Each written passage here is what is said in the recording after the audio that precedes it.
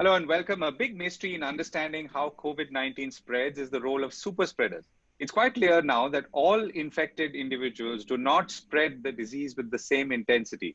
So sometimes it's more a factor of luck about who you are exposed to or not exposed to, or whether you're in the company of a superspreader or not, again, as some research and evidence has shown.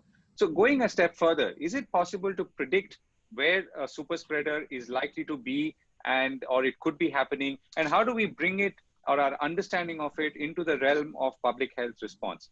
To discuss this, I'm joined by Professor Yaron Oz, who has written a paper on superspreaders and high variance infectious diseases.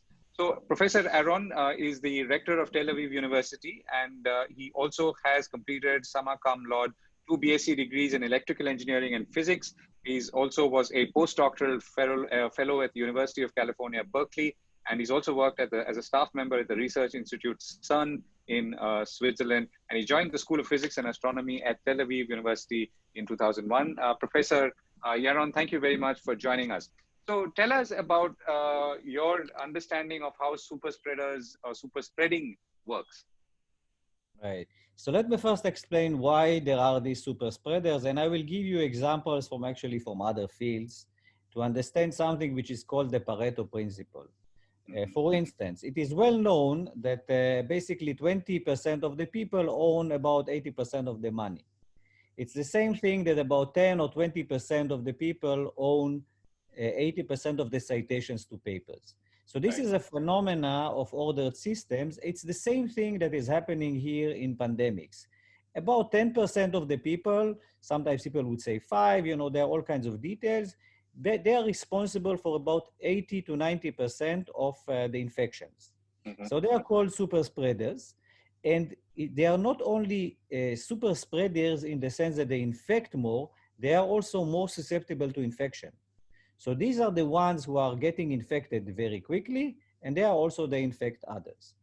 Now, what is the definition of a super spreader? So normally the way people quantify a disease like a pandemic is by denoting a quantity that's called R0, effective reproduction number or basic reproduction number. Basically says the following thing. You have been infected and now you are getting, let me call it certificates to infect other people. How many certificates you get? Let's say you get 10 on the average. Then that means that everyone will infect on the average 10 people. That will be a huge number, like this will be the basic reproduction number. Typically for pandemics like COVID-19, people estimate the value between 3 to 6. It depends on the people, but it's something of that order. It's a big number. But what is important is that in the beginning of the pandemics, all these ones who are very susceptible and very infectious, they are the ones who begin the spread. And so this number is very large. But these people are then quickly getting out. They are removed from the system because at the moment we believe that they will be not infected twice. So therefore, this has a huge effect on the development of the disease. In contrast, if everybody would infect exactly in the same number, like everybody gets 2 certificates, then it doesn't matter.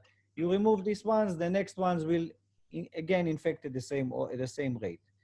So what is happening now is that these guys are being removed, and then you effectively start to see the decrease of the pandemics. Now the issue is to calculate how fast it's going to decrease without any vaccination, anything. And this is the thing we discussed, and this is I will explain in a second. Right. There are also other issues related to that, and this is the question you can ask: why some people are super spreaders and others are not? What is the reason? Right. So yeah, exactly. So that which was my next question. Right. So there are several reasons for that. One, for instance, could be just social. There are certain people who meet many people during the day. So their interaction with the environment, with other people, is much larger. They are more susceptible to being infectious, and they're also infecting more. That's one thing. For instance, something like this, you can control by restricting the number of people that you meet. There are other issues that are related to biology. Some people tend to cough more, to sneeze more, etc., etc. There are issues related to hygiene. Some people are, keeping themselves in order, putting the mask, etc., their chances of infecting is becoming less and less. So there are biological and also social reasons for this. Biological, at the moment, nobody can really analyze precisely. It seems like maybe kids behave differently than adults, etc., but I don't think there is precise data on that. But social, it's clear. You see more, you infect more. Right. So you've talked about trying to understand the natural evolution of the disease, irrespective of measures, including social measures. So when you say measures, does that include things like wearing a mask? Yes. So you can analyze the development of the disease without doing anything. There is a pandemic. We are doing nothing, and let's see how it evolves. You can do something else. You can say, no, I'm doing that, but there are all kinds of social distancing and other requirements. This is going to change the infection parameter for every one of us. So every one of us has basically two parameters. One is the ability to infect others and the susceptibility. And these are numbers. These numbers can be reduced. If you take social measures, you reduce these numbers. When you reduce these numbers, you can analyze the pandemics again with these reduced numbers. Right. So, what is the conclusion of your paper? I mean, in terms of what can we do today in as our understanding of the role of super spreaders increases or improves? What is it that we can do today or should be doing today, either from an overall public health point of view or even in smaller, let's say, confines, like it could be an organization or a factory? Right. So first of all, what are the conclusions from the fact that there are super spreaders? And then we can discuss what you can do. So there are two conclusions. Because of these high variants, this is not homogeneous. Not everybody has exactly the same number of certificates. What happens is that disease can disappear even if R naught is bigger than 1. Normally, the usual calculations tell you that unless it drops below 1, this will evolve and people think exponentially. So the conclusion, it's not true. This will not happen. Second, in order to reach herd immunity, you don't really need 60%. It's a less number because you are removing the super spreaders from the beginning. And because of that, there is less infection. So I can give you an example again with this money. Suppose I look at how much money there exists, in the world, how much people own. And I start to remove the very rich ones, Bezos, others. Very quickly, the number will reduce. So in this sense, herd immunity can be reached faster than this 60%. Now, what can be done? First of all, if we can identify super spreaders and control them, that will control the disease much faster. But you can also, even if there are super spreaders, you can minimize their effect. For instance, if I limit the number of people that a person can meet during the day, that's another possibility. The third is what we were doing now in Israel, which we actually suggested to the government several months ago, but they didn't accept it at that time, and now they are implementing it. Not to have a complete lockdown on everybody, but divide the country into parts. Each part, it's the way it's called now traffic light, has a color. Color could be red, could be orange, could be yellow, and could be green. And then you put the restrictions on the different parts according to the behavior of the disease. And that's a way to control it. So in this way, you're controlling especially the super spreaders because they are the ones who really make this exponential growth. And then you, by the day, you are seeing what is happening, and then you are changing the measures. And this is actually now it's being implemented. Yes. Right. So for this to work, obviously that assumes a very, very high intensity of testing. Is that correct? Yes. So if you have a lot of testing, that is very crucial for controlling the pandemics. If you don't have this data, it's like you have no intelligence. So somebody tells you that there is a fire in the forest, but you don't know where it is, exactly what is happening. And so you are putting, you are showering water on all the forest. Makes no sense.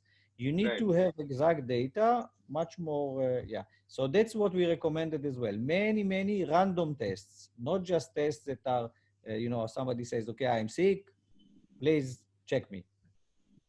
Right. So, but is there any insight or understanding on actually identifying super spreaders at this point, or does that only happen in retrospect? When there is an event, you found those 50 people who were sitting in a restaurant or a club, and then you go back and start testing, and you find that it was only one person who triggered it.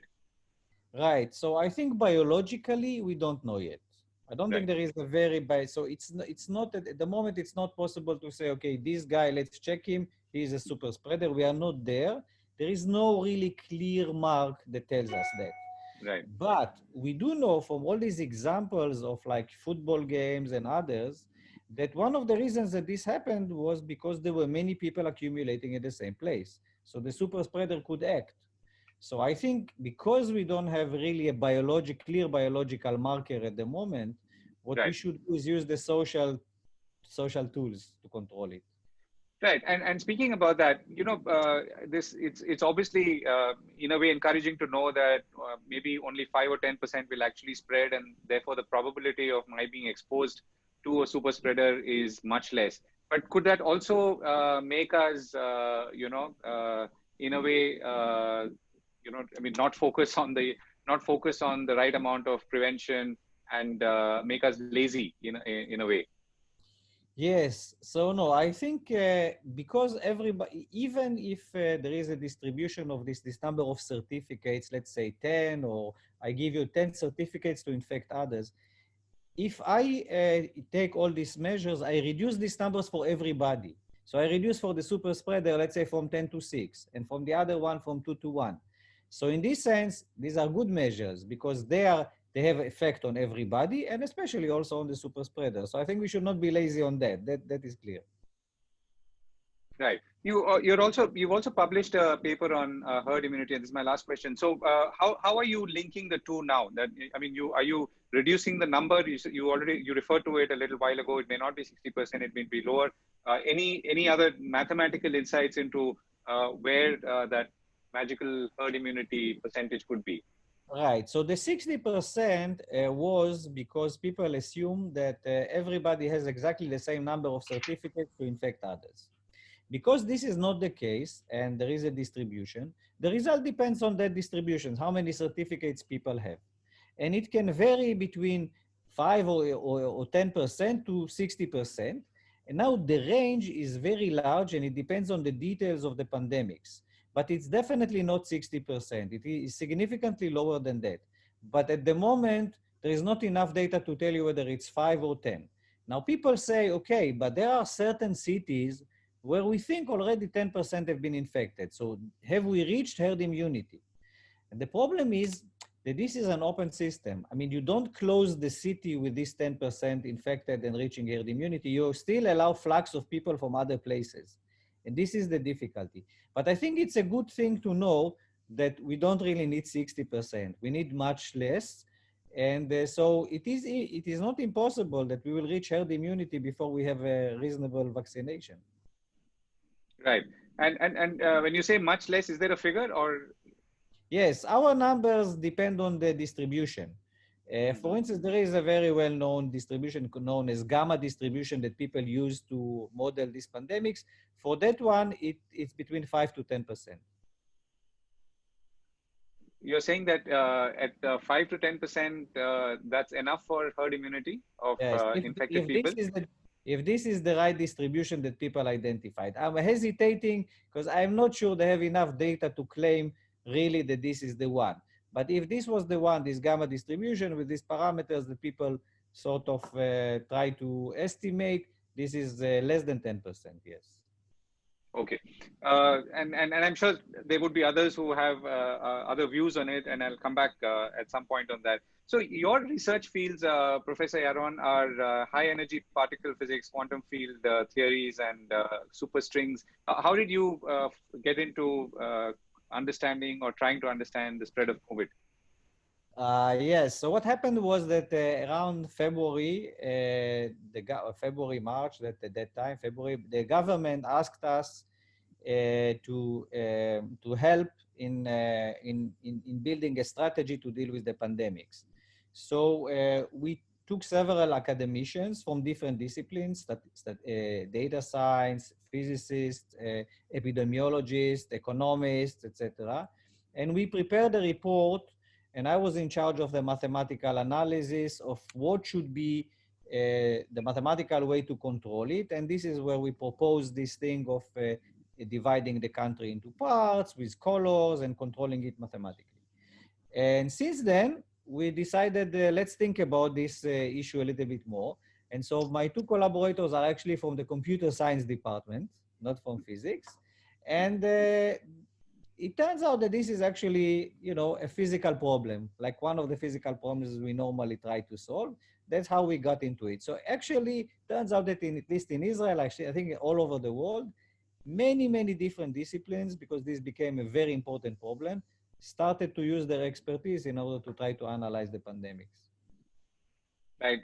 Professor Yaron, thank you very much for sharing your thoughts. And I do wish you and your colleagues all the very best in putting all the best minds together in fighting this disease. Thank you very much for joining us. And you too, of course, in India.